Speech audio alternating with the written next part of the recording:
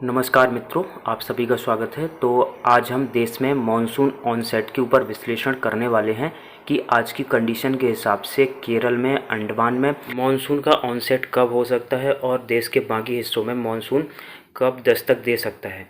जैसा कि हमने अनुमान जताया था कि अंडमान द्वीप समूह में 15 से 18 मई के बीच दस्तक दे सकता है, तो भारतीय मौसम विभाग ने भी घोषणा कर दी है कि 15 मई को ही मानसून अंडमान सागर में दस्तक दे देगा। अगर केरल में ऑनसेट की बात की जाए तो सबसे पहले हम यह जान लेते हैं कि केरल और भारत की मुख्य भूमि में भारत के ऑनसेट के लिए किस प्रकार के क्राइटेरिया की जरूरत होती है और भारतीय मौसम विभाग ने क्या क्या क्राइटेरिया सेट किए हुए हैं।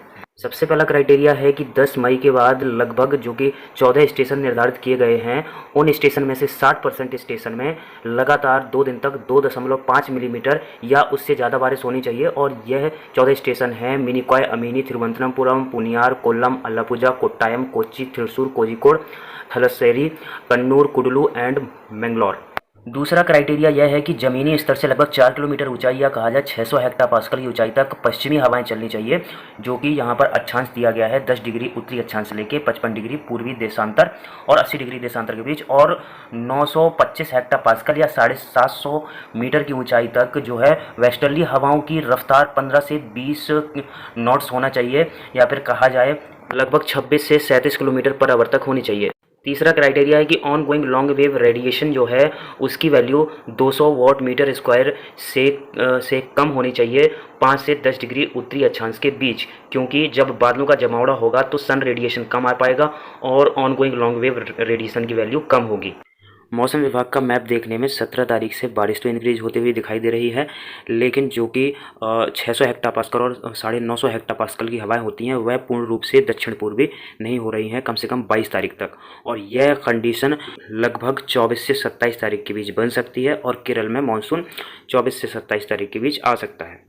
27 से 29 तारीख के बीच कुछ केरल के उत्तरी भागों और तमिलनाडु के कुछ भागों तक मानसून पहुंच सकता है। पूर्वोत्तर भारत में 30 से 31 मई के बीच मानसून दस्तक दे सकता है। इसी के साथ साथ कर्नाटक के कुछ क्षेत्रों में भी मानसून पहुंच सकता है। 1 से 6 जून के बीच जो है कुछ महाराष्ट्र के दक्षिणी भाग, कोंकण, गोवा, कुछ आंध्र प्रदेश के भागों तक और कुछ वेस्ट बंगाल के भागों तक मानसून पहुंच सकता है। 6 से 10 जून के बीच वेस्ट बंगाल के संपूर्ण भाग और कुछ बिहार के भागों तक और मुंबई के आसपास तक मानसून की दस्तक हो सकती है। और 10 से 14 जून के आसपास बिहार के लगभग सभी हिस्से कवर हो जाएंगे। उत्तर प्रदेश के कुछ क्षेत्रों तक मानसून पहुंच सकता है। छत्तीसगढ़ से लेकर गुजरात के कुछ भागों तक मानसून की दस्तक हो सकती है। 14 से 18 जून के बीच मध्य प्रदेश के पूर्वी भागों और मध्य प्रदेश के दक्षिणी भागों और गुजरात के दक्षिणी भागों तक मानसून की एंट्री हो सकती है। और 18 से 21 तारीख के बीच जो है उत्तर प्रदेश के पश्चिमी भागों तक मानसून पहुंच सकता है और मध्य प्रदेश के लगभग आधे भाग और गुजरात के आधे भागों तक मानसून की दस्तक हो सकती है। 21 से 26 तारीख के बीच दिल्ली, एनसीआर, पंजाब और कुछ राजस्थान के दक्षिण पूर्वी भागों और गुजरात के लगभग 70 से 80% भागों को मानसून कवर कर सकता है।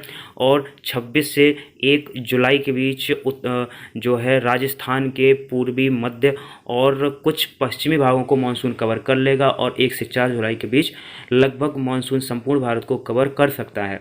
भारत के विभिन्न भागों में जो मानसून के आगमन का प्रेडिक्शन लगाया गया है वह आज की कंडीशन के हिसाब से, यदि आने वाले दिनों में कंडीशंस में चेंजेस आते हैं तो मानसून थोड़ा देरी से भी देश के अन्य भागों में पहुंच सकता है और कुछ जल्दी भी पहुंच सकता है। मध्य और उत्तरी भारत के भागों में समय या समय से पहले मानसून पहुंचने के चांस 60% हैं और 40% चांस हैं कि देश के भागों में लेट मानसून पहुंच सकता है, क्योंकि एक वेदर एजेंसी के अनुसार सिर्फ जून के शुरुआत में एक लो प्रेशर सिस्टम डेवलप हो सकता है।